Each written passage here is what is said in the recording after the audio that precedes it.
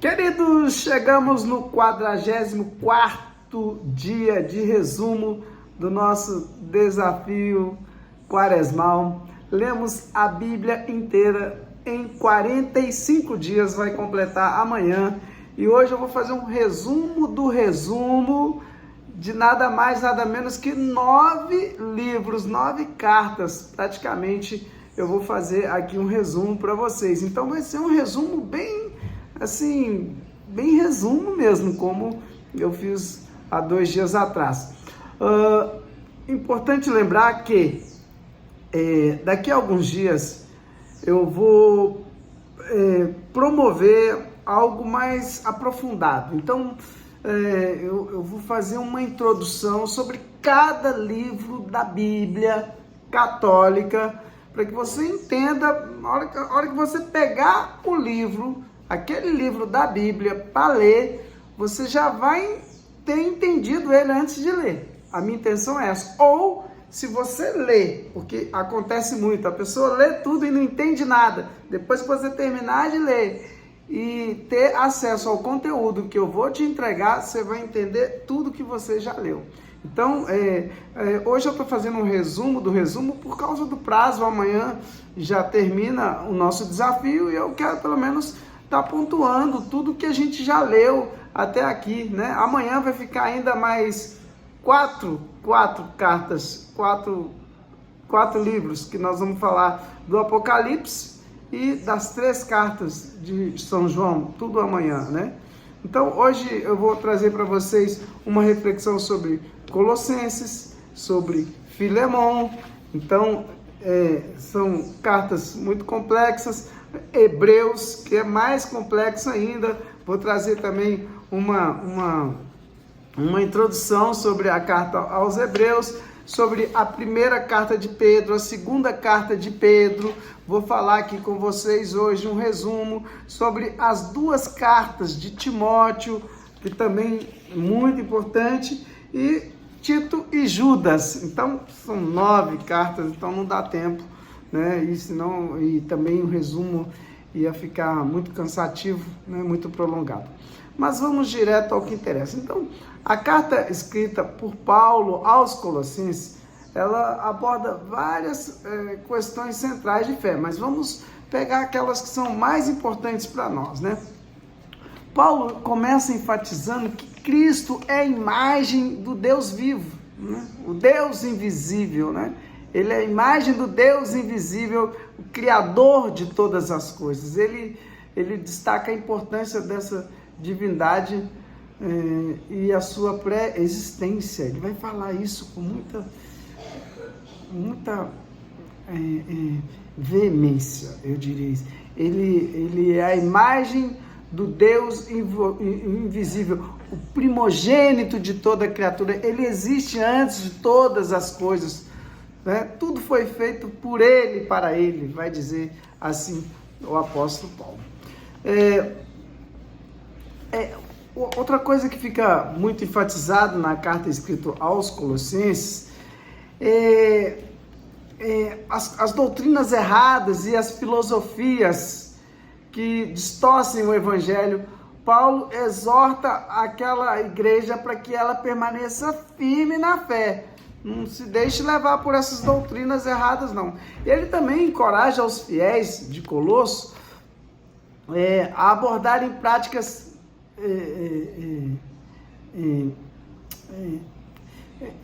de santidade, né? Fugir daquelas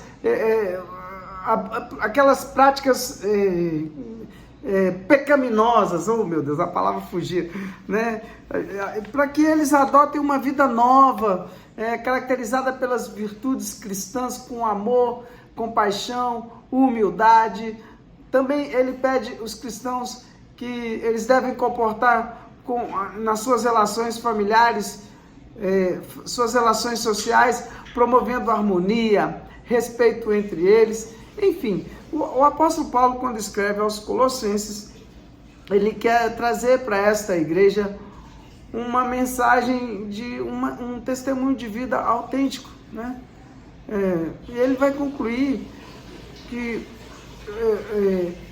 a importância da oração e da vigilância espiritual, né, que eles precisam ter, né, incentivando a comunidade a permanecer firme na fé. Né? Muito centralizado essa mensagem do apóstolo Paulo aos Colossenses. Depois, uma outra carta escrita a Filemon. Filemon é um amigo de Paulo, né? E ele vai tratar nessa carta sobre um outro amigo chamado Onésimo. Onésimo, ele é fugitivo de Filemon, ele era um escravo que fugiu. E Paulo fez amizade com Onésimo e ele pede a Filemon que receba Onésimo de volta. Mas não agora, mas não quero que você receba ele como escravo, mas como irmão em Cristo. Ele vai lembrar que Onésimo é um homem novo, um homem transformado, é um homem espiritual, entende? Paulo está falando isso. Então ele está endossando Onésimo, tendo em vista que ele tem essa amizade com Filemon. Então ele coloca assim como um intermediário, oferecendo a Onésimo, oferecendo a Filemon pagar qualquer dívida que Onésimo tenha tido com ele, né? Ele está assumindo a responsabilidade de Onésimo. Então essa carta ela enfatiza a importância do amor, da comunhão entre os cristãos, aquilo que Paulo o tempo todo ensinou, ele está fazendo na prática. E ele vai incentivando Filemon a agir assim, com bondade, generosidade, né? Paulo expressa confiança de que Filemon irá agir de acordo com a vontade de Deus, né? Assim, pela sua fé e o seu compromisso com os ensinamentos cristãos. Então, essa carta ensina um poderoso exemplo de relacionamentos que podem ser transformados através da reconciliação, né?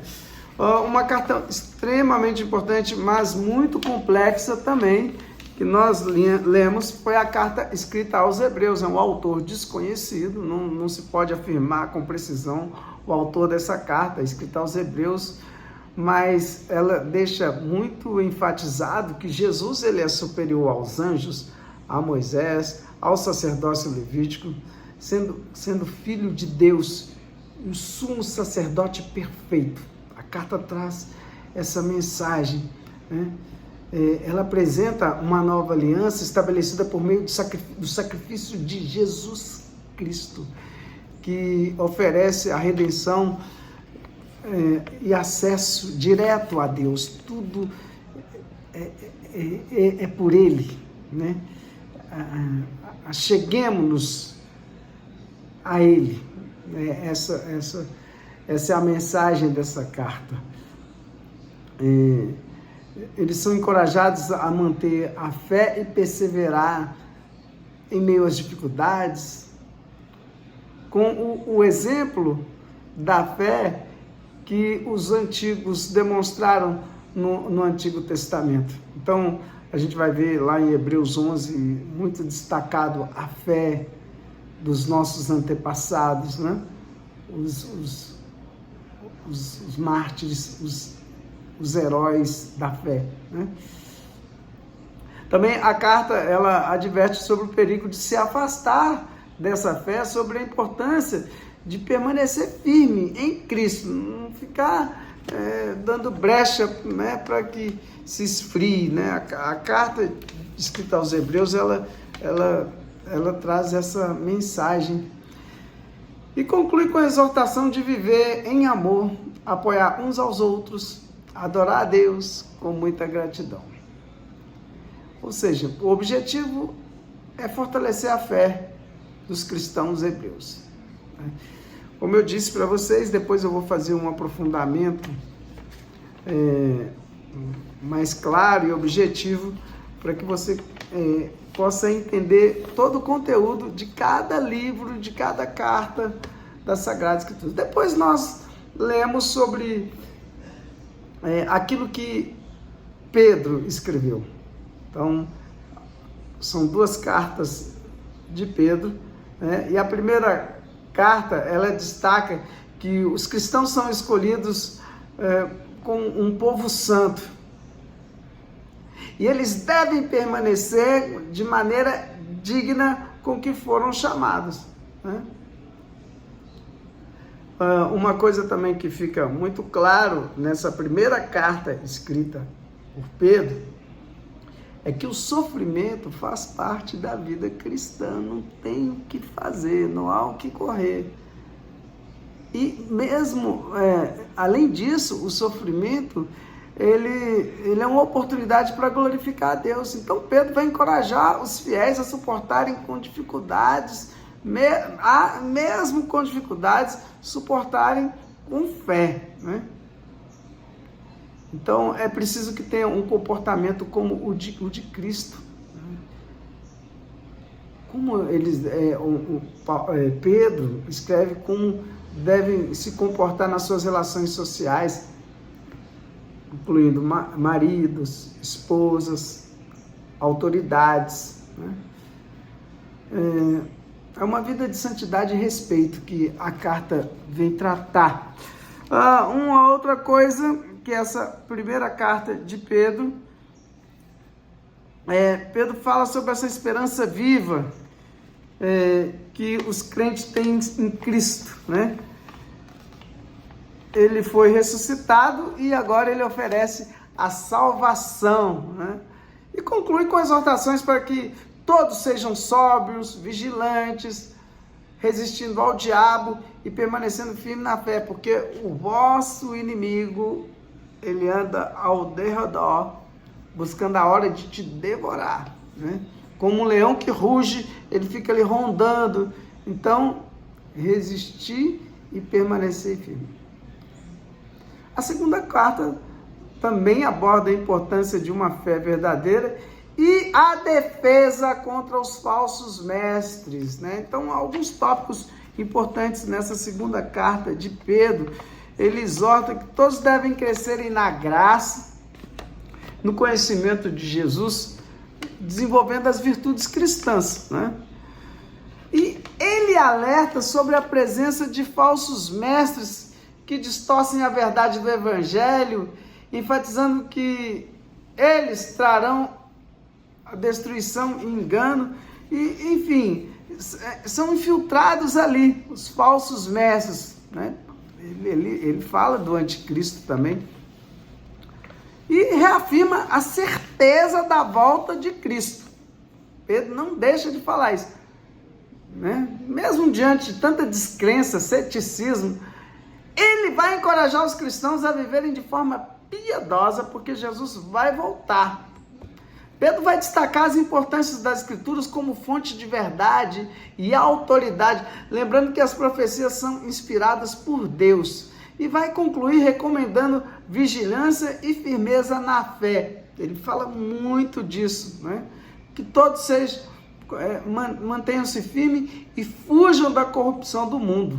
É o que fica enfatizado nessas duas cartas de São Pedro. Depois nós vamos tratar nas duas cartas que Paulo escreve a Timóteo.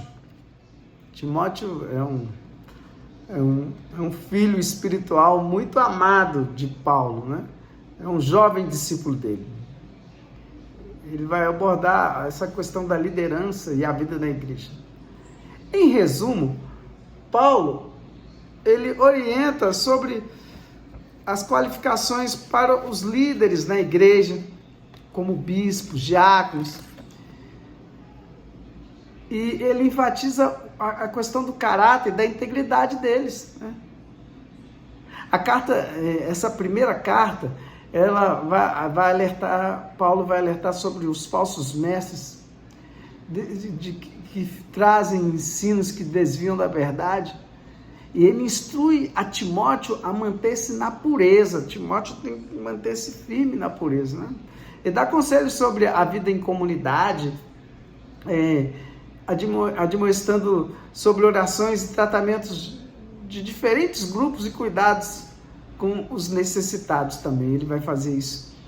E, por fim, ele encoraja Timóteo a ser firme na fé e não deixar se intimidar pela sua pouca idade. Não deixa, né, mas seja exemplo para os fiéis. Você é o cara. Então, Paulo diz isso para Timóteo, encorajando ele, para que ele não desanime. E isso vai acontecer de forma semelhante na segunda carta, quando Paulo expressa o seu afeto por ele, encoraja Timóteo a permanecer firme na missão, lembrando da importância da herança da fé, né? Ele fala sobre os desafios, os sofrimentos que vêm no ministério, através do ministério, né? E por isso ele exorta Timóteo a ser corajoso, né? Ele enfatiza a importância dele pregar a palavra, permanecer fiel nas escrituras, que são úteis para o ensino e para a correção. E ele conclui dizendo assim, dando a certeza de que vale a pena, né? Combati o bom combate, terminei minha carreira, resta agora receber a coroa da justiça que o justo juiz me dará, não somente a mim, mas para todos aqueles que aguardarem com amor a sua aparição. Então há uma promessa para aqueles que permanecerem fiéis ao chamado e à vigilância, né? Isso tudo é falado a Timóteo, né? Então, por fim, as duas últimas cartas que a gente leu entre ontem e o dia de hoje é a carta de Tito e de Judas, né? Então, a carta escrita por Paulo a Tito, ela oferece orientações sobre lideranças, né? E a vida cristã também. Paulo enfatiza a importância de escolher líderes da igreja, bispos, presbíteros, com caráter irrepreensíveis. Não pode ser de qualquer jeito, né? Sejam fiéis, que tenham boa reputação, entendeu? A carta escrita a Tito também vai alertar sobre os falsos mestres, né?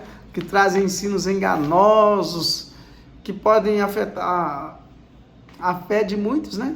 Instruindo Tito a corrigir esses erros e ensinar a verdade. Paulo faz isso. Ele dá orientações sobre como os cristãos devem viver, promovendo as boas obras, o respeito, um comportamento que reflita a fé em todas as áreas da vida. Tudo, né? Paulo escreve a Tito. Tito é chamado a ensinar em diferentes grupos dentro das comunidades, idosos, jovens, escravos, e viver de acordo com os princípios cristãos. Por fim, a carta destaca a importância da graça de Deus, que traz salvação e capacita todos a levar uma vida piedosa. E aí nós chegamos à última carta que nós lemos hoje, a carta de Judas. É um capítulo só, que traz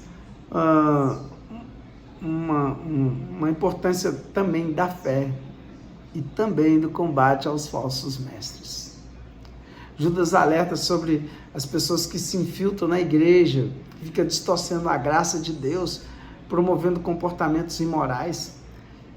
Ele até menciona exemplos bíblicos de juízo, como a destruição de Sodoma e Gomorra, para enfatizar que aqueles que se afastam da verdade enfrentarão consequências, terão consequências. Ele deixa isso muito claro, né?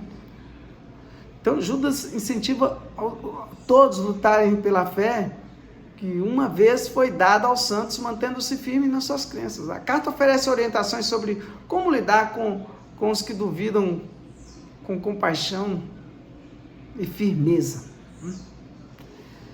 E a importância de permanecer em amor e oração.